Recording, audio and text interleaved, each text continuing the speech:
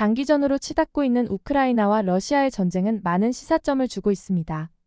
지난달 푸틴 대통령이 24년 만에 북한을 방문하면서 러시아가 장기전에 따른 어려움에 봉착했다는 것을 짐작할 수 있었습니다. 양국이 무기 거래에 속도를 낼 것이라는 관측이 지배적이죠. 사실 러시아 우크라이나 전장에서 북한제 무기가 다수 사용됐지만 양국이 이제껏 무기 거래 사실은 부인해 왔었는데요. 북한과 무기 거래는 유엔 안전보장이사회 제재 위반 사항이기 때문입니다. 전장에서 사용한 북한 무기는 포탄 등 재래식 무기들이었습니다. 전쟁이 치열한 양상으로 전개되면서 우크라이나 동부전선에서는 하루에도 수천 발씩 포탄을 쏟아붓는 소모전이 계속되고 있었습니다. 이에 우크라이나와 러시아 모두 심각한 포탄 부족에 직면했다고 전해지고 있습니다. 그런데 최근 특히 어려움을 겪던 우크라이나는 포탄 부족 문제를 말끔하게 해결할 수 있게 되었다고 하는데요. 미국과 체코로부터 많은 양의 포탄을 공급받기 시작했다고 하죠. 그동안 우크라이나와 러시아가 쏟아붓는 포의 비율은 상대가 되지 않았습니다. 우크라이나가 1대7 수준으로 매우 버거운 싸움이었습니다. 우크라이나가 한 발의 포를 쏠 때 러시아가 7발의 포를 쏘고 있었는데 한마디로 상대가 되지 않는 수준이었습니다. 그럼에도 버티고 버텼던 우크라이나는 포탄 지원에 갈구했습니다. 이번 지원이 시작되고 나서는 이 비율이 1대3까지 개선되었다고 하니 그나마 다행이었습니다. 하지만 여전히 러시아가 더 우세한 것은 사실이었습니다. 그러나 긍정적인 것은 이건 단순 수량의 비교였기 때문인데요. 포탄 하나의 화력까지 계산하면 상황은 훨씬 더 좋아졌다고 할 수 있습니다. 그동안에는 양쪽 모두 비교적 구경이 낮은 박격포 위주의 수량으로 집계해서 1대7이었다고 볼 수 있습니다. 그러나 지금은 우크라이나 쪽이 대구경 고화력인 155mm를 훨씬 많이 사용하고 있어 1대3이 된 것이죠. 거기에 포병이 뿜어낼 수 있는 화력 전체로 따지면 우크라이나가 거의 대등해지거나 역전한 상황이 되었다고도 할 수 있습니다. 그런데 장기전에서 우크라이나의 상황이 개선될 수 있었던 것은 간접적으로 한국의 힘이 있었다고 하죠. 사실 이런 내용을 모르는 나라는 없을 것입니다. 우크라이나는 명목상으로는 미국과 체코로부터 포탄을 받은 것으로 되어 있습니다. 그런데 이들이 포탄을 제공할 수 있었던 뒷배경에는 한국이 있었다는 것인데요. 사실 이전부터 우크라이나와 러시아 모두가 포탄 부족을 해결할 무기창고로 주목한 곳은 한반도였습니다. 냉전 종식 이후 주요국들이 수십 년간 포탄 생산량을 줄여왔습니다. 하지만 한반도는 달랐습니다. 과거 전쟁과 오랜 군사적 대치로 한반도엔 수백만 발의 포탄이 비축돼 있었던 것이죠.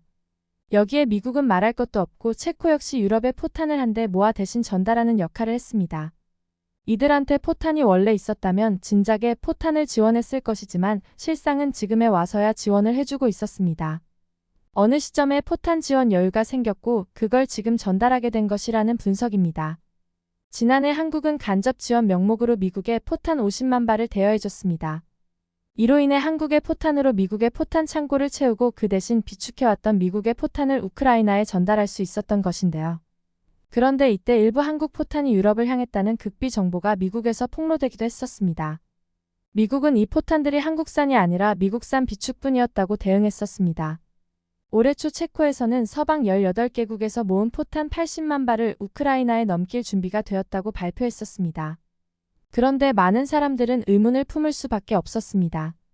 아무리 유럽 많은 국가들이 내놓았다는 포탄을 다 합쳐도 현실적으로 그 정도의 포탄 수량이 될 수가 없다는 것이었습니다. 출처불명의 포탄 수십만 발이 그 수량에 포함되어 있었다는 것으로 추측할 수밖에 없었는데요. 이는 누가 봐도 미국이 실어보낸 한국산 포탄임이 분명했습니다. 그렇지만 어느 누구도 대놓고 그 사실을 지적하지는 않았습니다. 하지만 워싱턴 포스트가 눈치 없는 기사를 보도했는데요. 한국은 그때까지 단 한 번도 우크라이나에 공식적으로 탄약 지원을 한 적이 없었습니다. 그런데 매체는 한국이 지원한 포탄이 유럽 전체의 지원량보다 더 많다는 기사를 보도했습니다. 지금까지 어느 정도 눈치는 채고 있던 사실이었지만 이로 인해 한국의 지원으로 우크라이나 포병을 유지시킬 수 있었다는 사실이 공공연하게 알려지게 되었습니다. 우크라이나 포병 상황이 최근에 좋아졌다는 사실은 한 영상을 통해서도 확인할 수 있었습니다. 그야말로 포에 미친 한국의 지원을 받아서인지 우크라이나의 사정은 정말로 나아지긴 했습니다. 우크라이나 군인들이 155mm 포탄을 전기톱에 물려놓고 냉각수 노즐로 포탄을 썰어내리는 모습입니다. 8분 정도 작업을 반복하면 포탄을 반으로 잘라낼 수 있었죠. 이를 활용해 드론에 탑재할 폭발물의 재료를 추출해냈습니다. 우크라이나는 그동안 러시아에 밀려 포탄 한 발 한 발이 아쉬운 상황이었습니다. 하지만 폭약 재료인 유기용제를 얻겠다고 포탄을 톱으로 썰어서 내용물을 꺼내는 것으로 보니 어느 정도 여유가 생겼음을 확인할 수 있는 대목입니다. 우크라이나는 포병 전력이 러시아를 압도하기 시작했지만 긴장을 늦추지 않고 이 상황을 계속해서 이어가기 위해서는 지금의 포탄 공급 능력을 유지시킬 필요가 있다고 강조했습니다. 포탄 공급이 생각보다 큰 효과를 보자 뒤늦게 서방 국가들도 이에 발맞춰 움직임을 보여주고는 있습니다. 잘 알려져 있는 것처럼 포탄에 있어서는 역시 물량전이 핵심입니다. 일단 많은 수를 확보하는 것이 관건이라고 할 수 있는데요. 그런데 이를 공감하지만 확보할 자금에 대해 고민할 수밖에 없습니다. 최근 독일은 자국 최대 방산기업 라인메탈에 무려 235만 발의 포탄을 주문했다는 사실이 전해졌습니다. 그런데 그 예산이 무려 22조 원에 달했습니다. 이는 절대 쉽게 여길 수 있는 금액이 아니었습니다.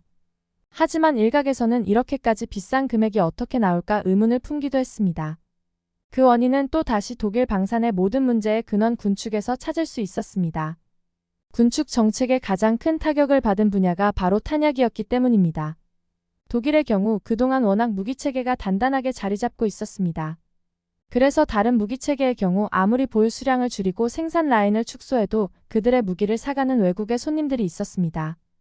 독일 무기에 그동안의 명성이 있었기에 독일이 생산량을 줄인다는 소식에도 그런 나라들은 바로 그 무기가 필요했기 때문에 시간이 많이 걸린다고 하더라도 독일에게서 무기를 구매해 왔습니다.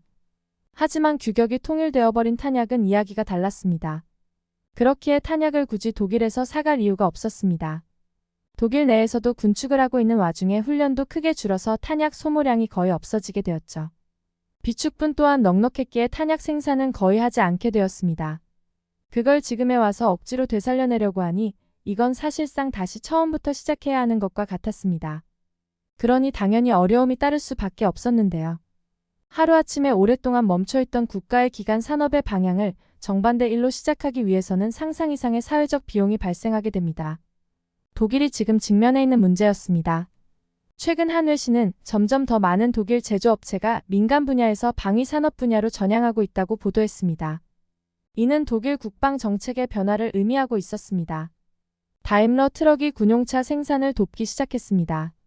또한 20만 명의 직원을 보유한 콘티넨탈은 전기차 완성차를 만들어 중국에 공급할 예정이었죠.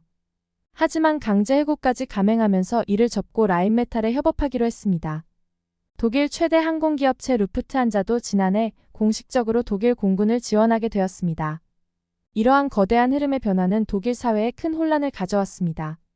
체코를 통해 포탄 지원이 성사되자마자 독일은 이러한 지원 규모를 유지하려면 신속한 자금 수혈이 필수적이라고 이유에 읍소하고 있었습니다. 포탄 생산을 담당하는 독일 방위산 업체의 한 임원은 155mm 포탄을 생산하려면 아무리 낮아도 5,000달러가 들고 많게는 그 2배인 1만 달러가 든다고 밝혔습니다. 그런데 거기서 그치지 않고 앞으로도 더 많은 장비 수요와 에너지 비용으로 인해서 가격 상승은 불가피하다고 전했습니다. 쉽게 말해 포탄을 하나 생산하는데 한화 700만원에서 1,400만원 이상이 될 수 있다는 것이었습니다. 실제로 이번에 독일이 라인메탈에 주문한 포탄 가격도 이 사이에서 책정된 것이 확인되었죠. 주문 소식을 전한 매체는 이례적으로 포탄 개별 가격이 한 발당 6,400유로에 달한다는 사실도 함께 전했는데요. 한 발당 거의 1,000만 원에 가까운 금액이었습니다. 이런 가격대가 형성되다 보니 엄청난 출혈을 감당하면서 다시 일궈낸 독일 방산의 경쟁력이 있는 것인지에 대한 근본적인 의문이 생기고 있었습니다. 그런데 이들에게 위기감을 심어준 한국의 포탄 가격과 비교해보면 뭔가 크게 잘못되었다는 것을 알 수 있었습니다. 한국이 K9으로 운용하는 155mm 포탄에는 여러 종류가 있습니다. 사실 보통의 군대라면 그 종류나 가격은 접근하기 어려운 편이지만 한국은 다소 쉽게 그 정보가 알려져 있었습니다. 우선 가장 기본적인 사거리 18km짜리 고폭탄 M107, 소위 알탄의 경우 한 발당 32만 원이라는 상상 이상으로 저렴한 가격이 책정되어 있었습니다. 또한 K9의 표준적인 성능으로 취급되는 사정거리 40km짜리 K307 항력감소 고폭탄은 110만 원 선이었습니다. 베이스 블리드 기술이 적용된 데다 상당한 정확도를 자랑한다는 것을 생각해보면 성능에 비해 상당히 저렴하다고 평가받고 있습니다. 사정거리가 조금 줄어드는 대신 성형작 약탄이 들어있어 전차를 잡을 수 있는 이중 목적고 폭탄 K310DPRCMB는 최대 사정거리 36km 안에서 목표까지의 거리를 조절해서 사용할 수 있습니다. 그 거리에 따라서 200만원에서 400만원 사이의 가격이 형성되어 있습니다. 집속탄처럼 탄두를 흩뿌리는 다탄 두탄의 경우는 500만원 정도 하는 것으로 알려져 있는데요. 아예 로켓 추진 장치를 붙여서 사정거리를 54km로 극단적으로 높인 K315HERAP탄의 경우에는 조금 비싸져서 800만원 정도입니다. 대표적인 포탄들의 가격대가 이렇게 형성되어 있는데 앞서 살펴본 독일 포탄의 가격과 비교해보면 엄청 큰 차이를 보이고 있다는 것을 알 수 있습니다. 러시아가 북한과 손을 잡으며 한국의 뒤통수를 때린 후 한국은 우크라이나에 직접적으로 무기를 지원하겠다며 강수를 두고 있습니다. 그렇게 되면 독일은 곤란한 상황에 빠지게 될 수밖에 없습니다. 한국이 우크라이나를 직접 지원하면서 포탄 카드를 꺼내들게 되면 독일이 포탄을 판매하려고 등골 휘어가면서 쏟아부은 22조는 곧바로 휴지 조각이 될 것이라는 게 눈에 훤히 보이고 있습니다. 앞서 언급한 것처럼 한국은 이미 수백만 발의 포탄이 비축되어 있어 독일처럼 생산력에 문제가 생길 일은 없습니다. 독일은 물량과 가격 경쟁력에서 우위를 보이고 있는 한국의 포탄 지원을 푸틴만큼이나 두려워하고 있을지 모릅니다. 다시금 방산 분야에서 한국의 높아진 위상을 실감할 수 있었습니다. 한국 방산이 계속해서 좋은 영향력 이어가길 바라는 바입니다. 영상을 끝까지 시청해주셔서 감사합니다. 구독과 좋아요는 영상 제작에 큰 힘이 됩니다.